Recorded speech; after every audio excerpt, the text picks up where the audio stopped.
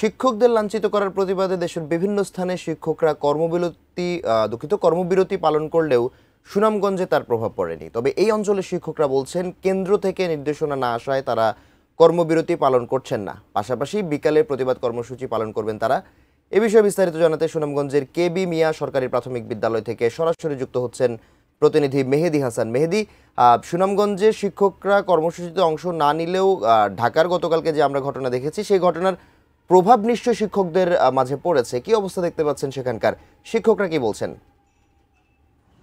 মাহতিব, দেখুন, আমরা কিন্তু সকাল থেকেই সুনামগঞ্জের বেশ কয়েকটি প্রাথমিক বিদ্যালয় ঘুরে দেখেছি এবং সকল স্কুলেই কিন্তু ক্লাস চলমান আছে এবং আমরা এখানে যারা সহকারী শিক্ষকরা আছেন তাদের সাথে কথা বলেছি। তারা বলছেন যে তাদের কাছে আসলে কেন্দ্র থেকে কোনো নির্দেশনা আসেনি, যার কারণে আসলে তারা যে আজকের যে এই 10ম গ্রেড সহ 3 দফা দাবিতে যে কর্মবিরতি সারা দেশে পালন করা হচ্ছে তারা সেই কর্মবিরতিটি পালন করছেন না। তবে তারা বলছেন যে গতকালকে যে তাদের সহকর্মীদের উপর যে হামলা হয়েছে বা লাঞ্ছিতের ঘটনা ঘটেছে সেই ঘটনায় তারা ব্যথিত হয়েছেন, তারা কষ্ট পেয়েছেন এবং পাশাপাশি যে বিদ্যালয়গুলোর যে শিক্ষার্থীরা আছেন তারা বলছেন যে তাদের শিক্ষকদের উপর এই লাঞ্ছিতের ঘটনা তাদের মনকে ব্যথিত করেছে। তারা বলছেন যে সরকার যদি খুব দ্রুত এই বিষয়ে পদক্ষেপ নেন হয়তো একটি ভালো সমাধান আসবে। এবং আমরা এখানের সুনামগঞ্জে যে প্রাথমিক সহকারী শিক্ষক সমিতির যিনি সভাপতি আছেন হারুন রশিদ, তার সাথে কথা বলেছিলাম।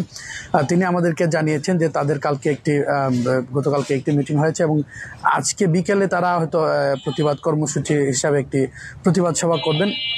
সেই প্রতিবাদ সভা থেকে তাদের আগামী কর্মসূচি ঘোষণা করা হবে তিনি আমাদেরকে জানিয়েছেন। তো এবং তিনি দাবি জানিয়েছেন যে তাদের এই যে শিক্ষকদের যে দাবি 10ম গ্রেড সহ 3 দফা যে দাবি, সেই দাবি সরকার যাতে দ্রুত বাস্তবায়ন করে সেই জন্য তিনি দাবি করেছেন। এবং তারা বলছেন যে যদি তাদের যে শান্তিপূর্ণ যে আন্দোলন, সেই আন্দোলন যাতে পুলিশ কোনো বাধাগ্রস্ত না করে তারা সেই আশাও ব্যক্ত করেছে। তো এই ছিল আমার কাছে সুনামগঞ্জ থেকে প্রাথমিক বিদ্যালয়ের কর্মবিরতির সর্বশেষ তথ্য। মাহতির।